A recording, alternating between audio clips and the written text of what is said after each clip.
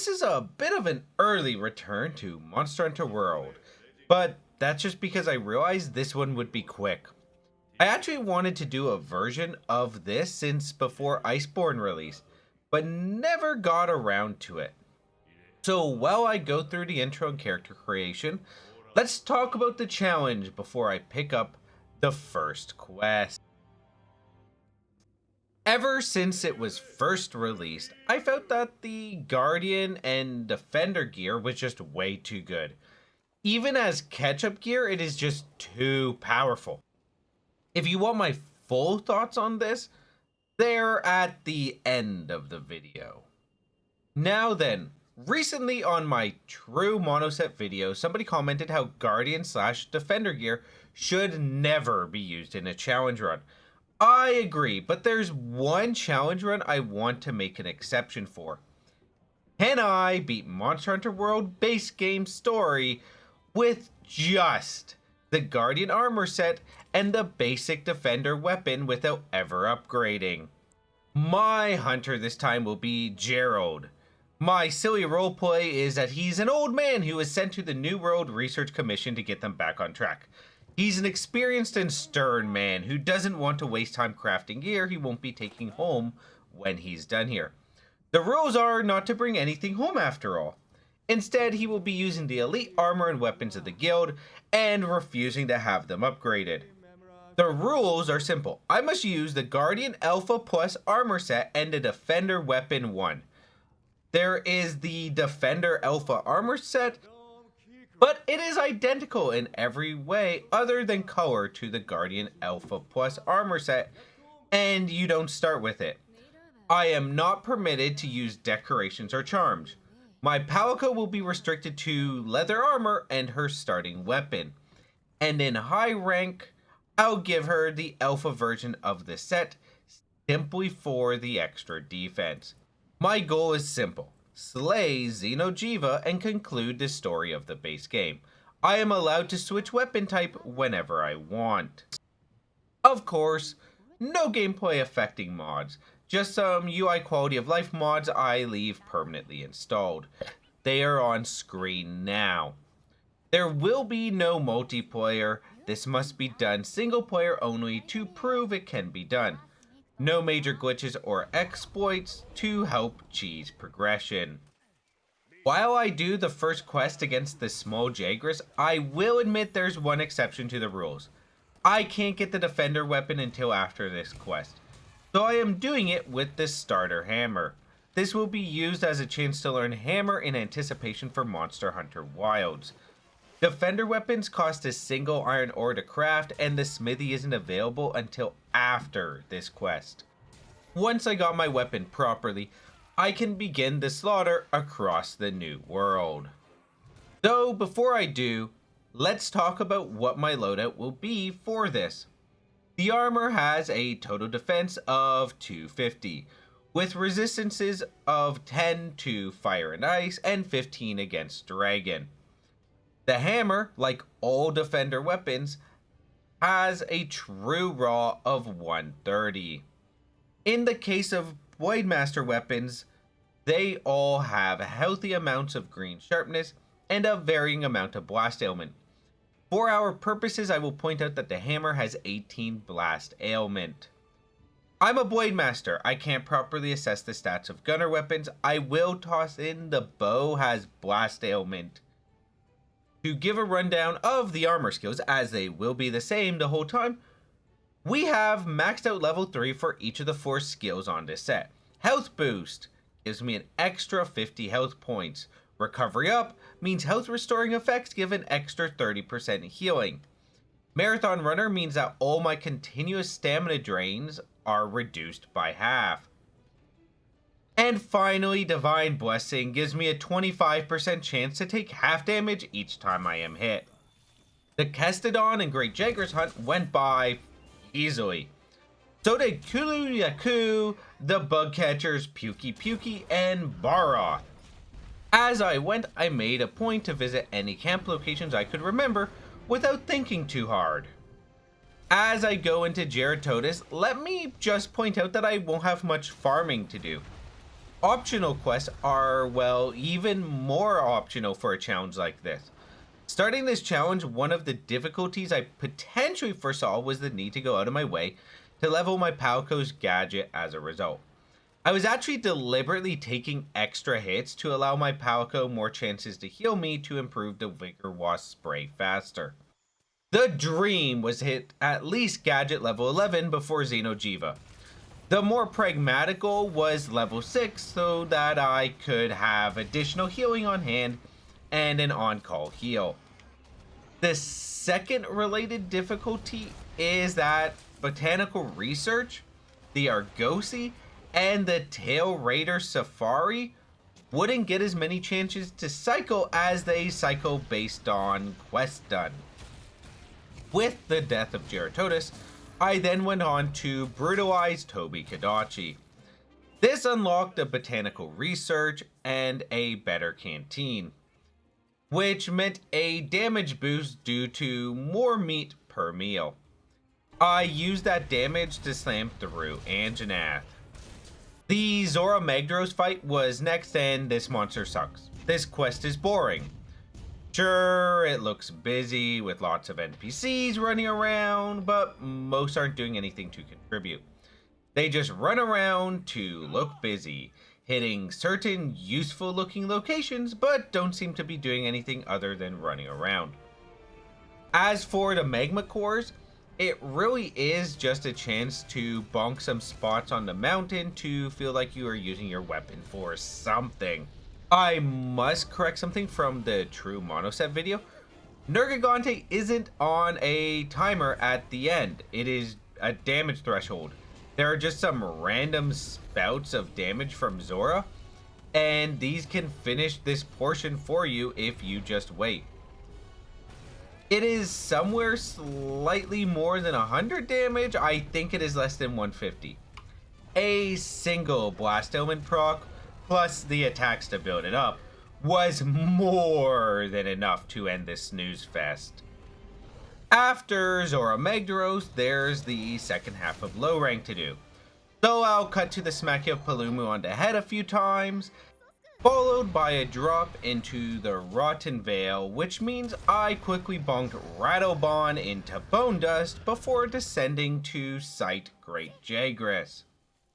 This is really just a minor distraction before we set out to deal with Legiana by beating it down out of the sky.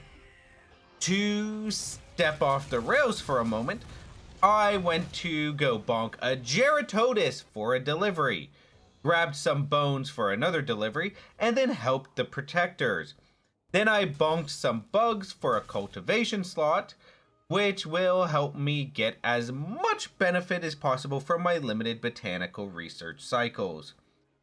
Gathered cactus for more cultivation options, bonked a Rathian for yet another delivery, helped the troopers with a pair of Titsi-Yaku for a final delivery.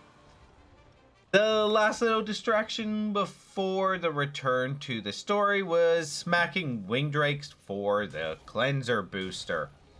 I wanted it as a back pocket item for Val Hizak, but I never ended up needing it. Next is my favorite fight of the base game, Odogaron, and I bonked it into the ground. Then we had Rathalos, who turned out not to be bonk proof. Diablos was the final low rank quest and was, in fact, also 100% bonkable. I know I'm just flying through these. It is because the bonk does not care upon who the hammer swings. Only that it does. That and the Defender Warhammer 1 is overpowered and hasn't fallen behind yet. This rapid pace is exactly how this felt. Okay, Zora Magdaros round 2. The slightly better round due to having more to do on its back. This time we start with bonking the magma cores, then we ignore Nergigante to repel it, and then we do the siege part. This isn't a fun fight, but it is a better paced one, making the boredom drag me down less quickly. I did end up picking up the power charm and armor charm before this by selling off a bunch of monster parts to pick up the slack for the lack of zenny I had due to a lack of grinding. I forgot to resume recording before doing that, but I can tell you that this is an instance of a damage boost. As we enter high rank, we have our rematch against Pukey, which went by quite easily. Defeating that Pukey marked a point where I finally started to fall behind the power curve of the game decisively. It wasn't felt yet, but this is where it happened. I decided to do the tracking portion before high rank Anjanath and Pink Rathian by knocking out the majority of the remaining deliveries for botanical research. These require clearing a few specific optional quests to receive, so I ran around spotting high rank monsters so I could either clear their optional quests or hunt them during the expedition if I just needed their parts for the delivery. In total, this means a Kulu Yaku, Great Gyros, Great Jagras, Barok, Titsi Yaku, and Rathian all had to be hunted. I also befriended the Plunderers during this. There was a Geratotus hunt to try and get a lucky drop for a delivery I didn't care too much about. With that cleared up, we can bonk through high rank Anjanath. This gives the final upgrade for the canteen, which means another damage boost since I can have more meat in my meal. The first use of this enhanced damage was to beat my hammer into Pink Rathian. Pink Rathian hits hard. She put up a real fight, and my falling off damage was the main cause for challenge. It wasn't enough of an issue to save her from the crushing force of the bonk, however. Next was Nergigante, and this was a hard fight. The gimmick of Nergigante is important to this challenge. Nergigante is all about shifting hit zone values. There's essentially 3 states to concern yourself with: no spikes, white spikes, and black spikes. Glossy black spikes exist, but they aren't important to our discussion. No spikes is the baseline of the monster. White spikes take increased damage, and black spikes are reduced. The problem here is that our damage is so low at this point that black spikes are a huge penalty regardless of bouncing. Nergigante was the point where I was wondering if I should swap to a weapon I knew better to finish things.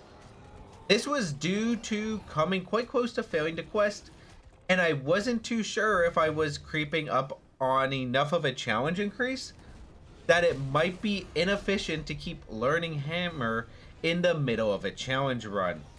Luckily, I didn't fail the hunt, and through the power of bonk and abuse of piercing pods, I slew the Eater of Elders, so I decided to stick to hammer for a bit longer. This, of course, meant it was time to pick an order to do the remaining 3 Elder Dragons before Xeno'jiiva. Kushala Daora was first on the list. The main reason was because I hate it the most, and this is me ripping off the bandage. It also is the easiest to topple loop, but my damage was too low for this to really matter. This fight sucked. It took nearly 43 minutes, and that's because it spent most of the hunt in its tornadoes or in the air beyond my reach. I didn't have nearly enough flash pods to be spamming them through these hunts either to help with flying. I knew this would be the longest of the 3 as it has the most stalling mechanics between its aura, flight, and tornadoes. Valhazak is second because I consider it to be just as potentially difficult as Kushala Daora is, but it isn't nearly as irritating. The hunt itself wasn't too bad. I fainted once and it was to the acid pool while stunned. I was initially surprised how little damage I was doing, even after considering my weaker weapon. Turns out Valhazak has terrible blunt hit zones before you start breaking parts.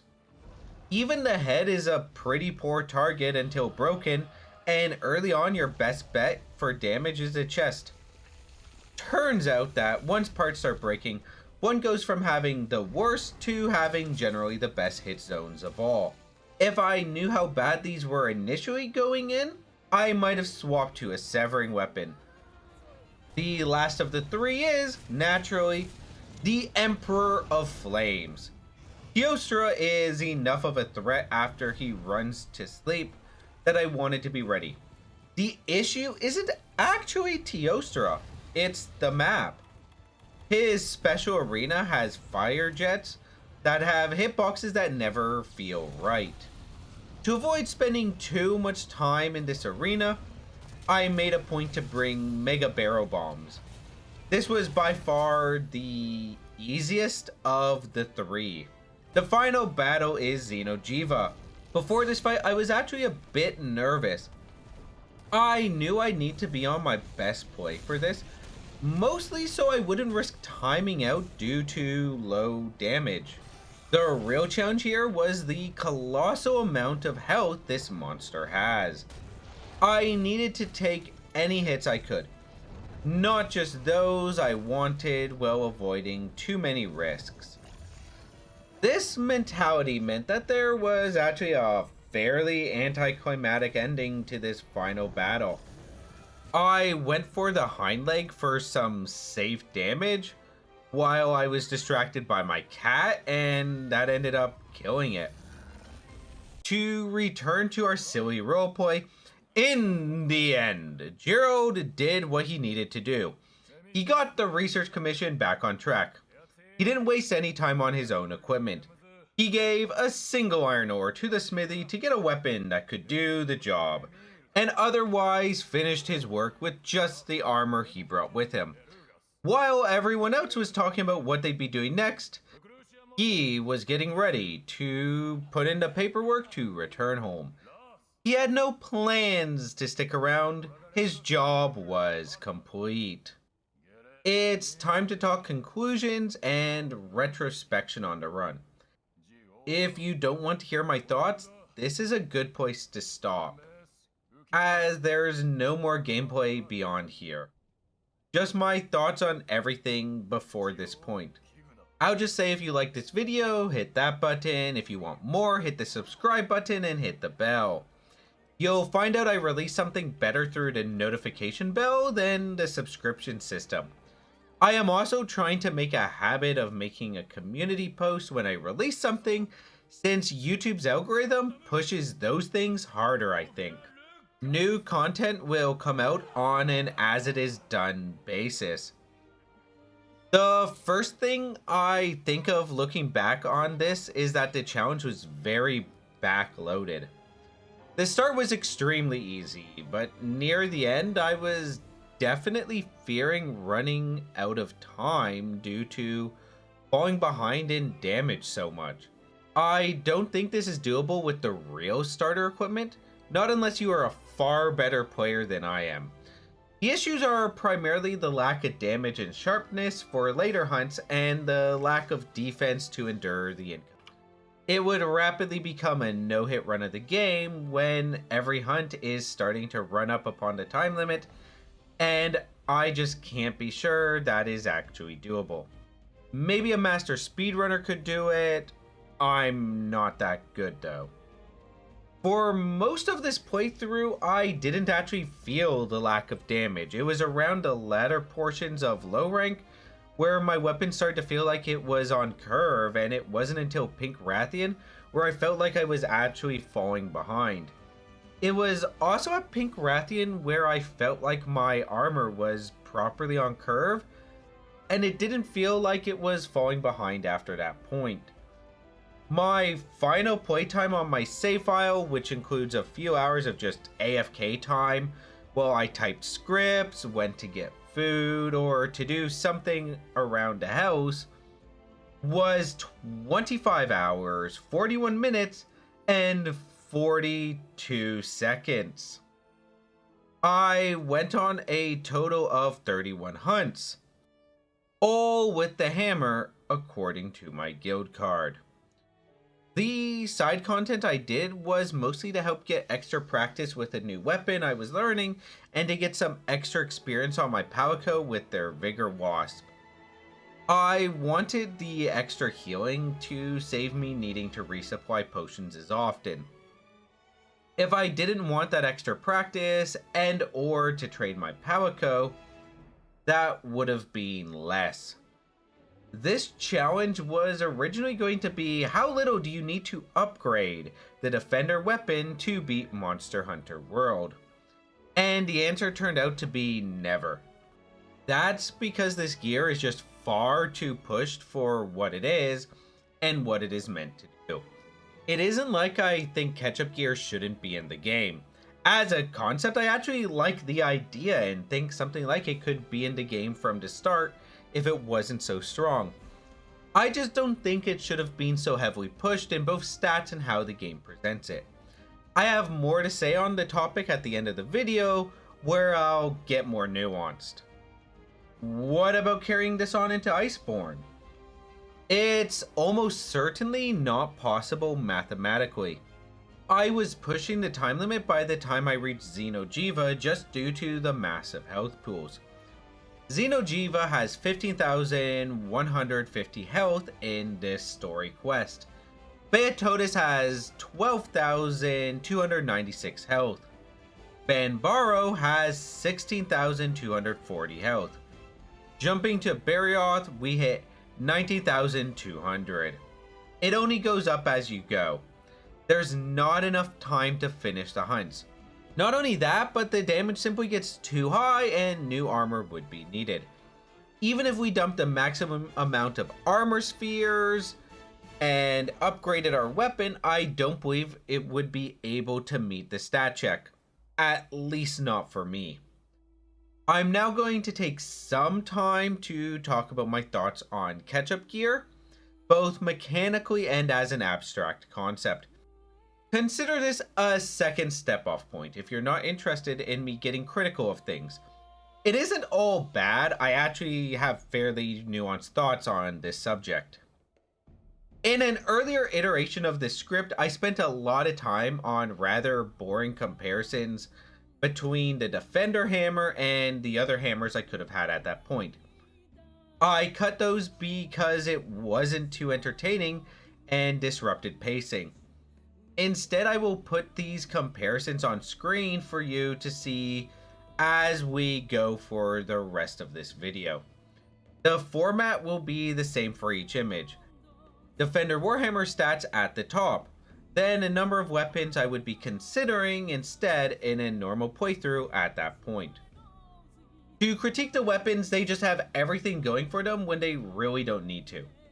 To start with the thing I like about them, from the point of view of game balance and progression, there's only how cheap they are. You're intended to upgrade your defender weapons at specific points.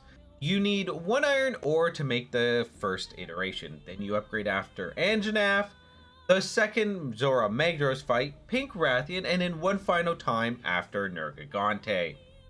It always requires a single instance of the cheapest and most common drop, or a guaranteed reward, meaning upgrading it is never out of the question.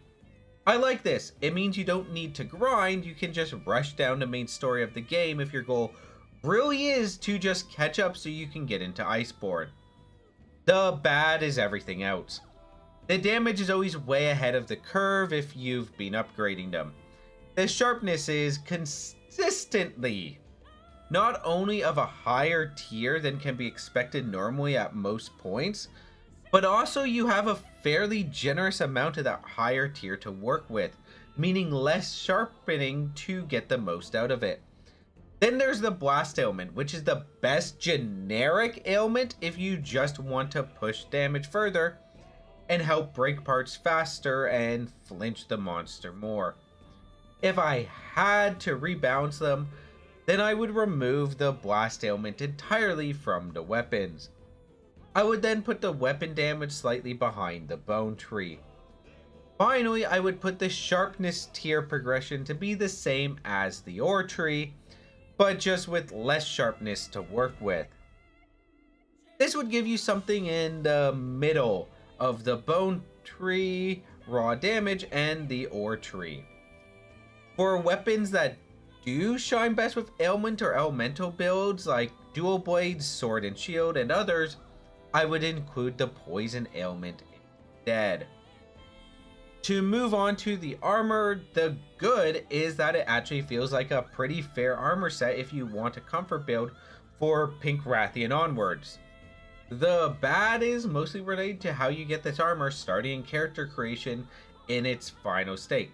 It should have been split into two sets, one for low rank and one for high rank. The low rank version should have had its skills set to their first level and have only around 100 total defense at most. Then you could make the existing armor set the one you have in high rank.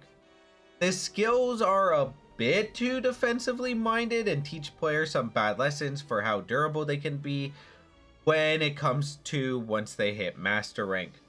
That could have been fixed by removing Divine Blessing, which is the most confusing skill here, as it makes it harder to judge how much damage attacks do to you in general. Replace it with something like Free Meal to further help with the item economy. My issue ultimately is that the weapons at the very least feel very much like they are perpetually approaching or achieving best in slot status, and they are consistently ahead of the curve. The armor is fine once you get to the latter portions of high rank, and really just shouldn't have been granted in the state it was from the very start. Catch-up gear should be good enough to finish the game without having to grind for it. That's the biggest time cost of catching up, having to grind better sets. Removing that grind does more to help someone catch up than god tier weapons ever could. You simply just create a less fun, challenging, and satisfying game by making them so good, and that leaves the player base who does so sorely unprepared for master rank, and that makes that increase in difficulty feel less organic and fair. It also means that if they do decide that they want to try build optimization for themselves, you rob them of the chance to do so by giving them something so powerful that they will eternally have to compare against it, making it harder for them to feel like their attempts are truly successful.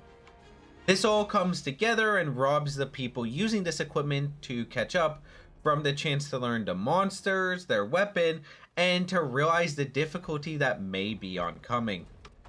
And the way it does this is far more damaging to the experience than something like an easy mode could ever be accused of. This is because an easy mode is clear about what it is. When you select a difficulty other than the intended, you know you're going to miss out on some aspects of gameplay. This is a surprise easy mode that you don't realize you need to opt out of. It is the default armor set when you make a new character, and right at the top of the weapon foraging and upgrade interface. The game tells you to use everything at your disposal, and you should. Then there's this gear that really should be avoided if you want a challenge and opportunity to learn on your way to master rank. It almost feels artificial in how it makes the game easier.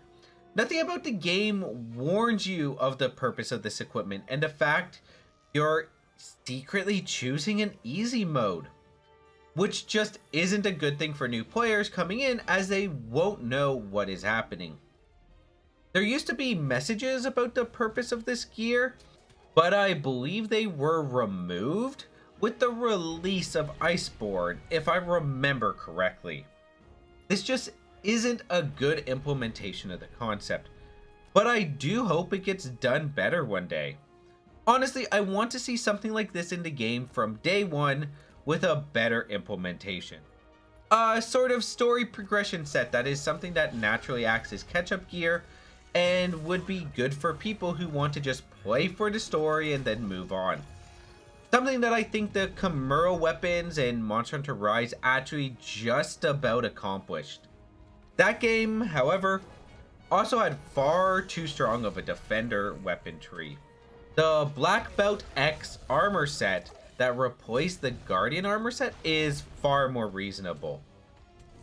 On the wider discussion of easy modes in games, because I did hint at that discussion before, that is a topic I have nuanced opinions on and is beyond the scope of this discussion. I don't dislike them. There's actually games I prefer to play on easy due to the nature of those games. I am also not demanding that anyone add or remove them.